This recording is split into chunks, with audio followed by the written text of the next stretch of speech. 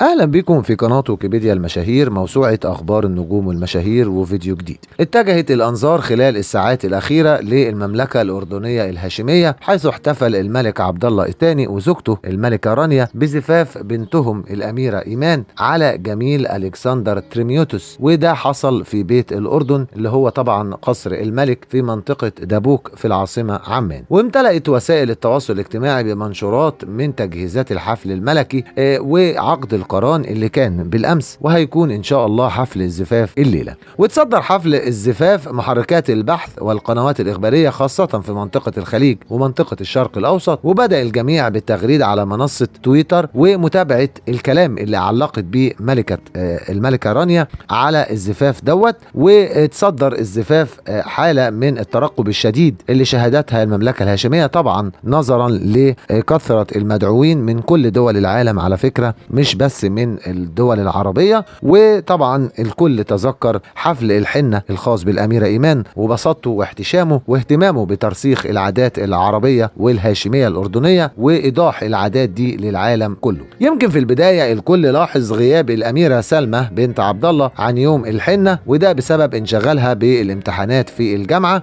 لكنها حضرت العرس بالأمس وارتدت الأميرة سلمى فستان بيليق بيها ومتماشي مع فستان الملكة رانيا ورجوة السيف خطيبة ولي العهد. لكن اكتر حاجة الكل بحث عنها واستفسر عليها هي ديانة العريس وماهيته. يعني ايه ماهيته؟ يعني هو شغال ايه، وايه هو العريس اللي جه فجأة دوت واعلن السلطان او القصر الملكي في المملكة الاردنية الهاشمية بانه هو ده هيكون زوج ولية العهد او الاميرة ايمان. هو جميل الكسندر ديمتريوتوس اتولد في العاصمة الفنزويلية كاراكاس، مواليد 94، له أصول يونانية. عنده 3 أشقاء، بنت اسمها إليكسيا وولدين إليخاندرو وزوناتي، وهو حاصل على بكالوريوس في إدارة الأعمال من جامعة فلوريدا الدولية. طبعا موضوع الديانة هو أكتر شيء شغل المتخصصين في الموضوع ده بالذات، ناس بتعلق عليه كتير. ديانة جميل الكسندر تريميوتوس هي المسيحية أصلا، مولود لأب وأم مسيحيين، لكنه وفقا لما افادت به تقارير رسميه اعلاميه في المملكه الاردنيه اعلن اسلامه قبل ان يتقدم لخطبه الاميره ايمان بنت الملك عبد الله الثاني عاهل الاردن.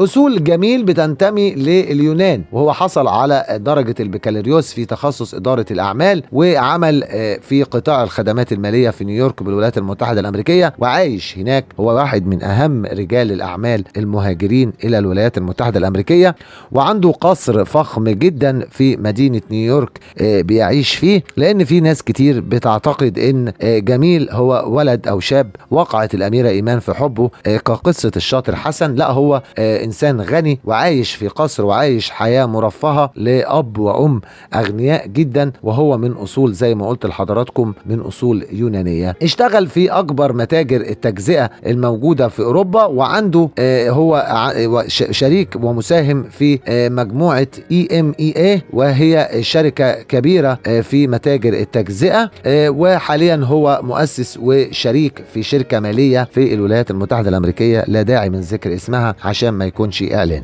هو خطب بنت ملك الأردن يوم الثلاث 5 يوليو 2022، وبعد أقل من 8 شهور تم الإعلان عن، أو بالضبط بعد 8 شهور يوم 5 مارس الماضي تم الإعلان عن موعد عقد القران بالأمس، والزفاف او الدخله باللغه الدارجه هتكون النهارده ان شاء الله. طبعا حفل الزفاف وعقد القران كان بالامس، وضم عدد من افراد العائله الهاشميه المالكه وافراد من عيله السيد جميل الكسندر، وده حسب ما نقلته فضائيه المملكه الاردنيه. وكلنا تابعنا امبارح حفل الزفاف والمشاهد المؤثره اللي كانت خلال حفل الزفاف، سواء بتاثر جلاله الملك عبد الله والد العروس وبكاء والدتها الملكة رانيا بعد ما خلاص عرفوا ان بنتهم هتمشي وهتسيب البيت وهتروح لبيت جوزها. لكن يمكن من اكتر الحاجات اللي كانت شغلة الناس هي موضوع ديانة جميل الكسندر تريميوتوس. ومن المشاهد المؤثرة ايضا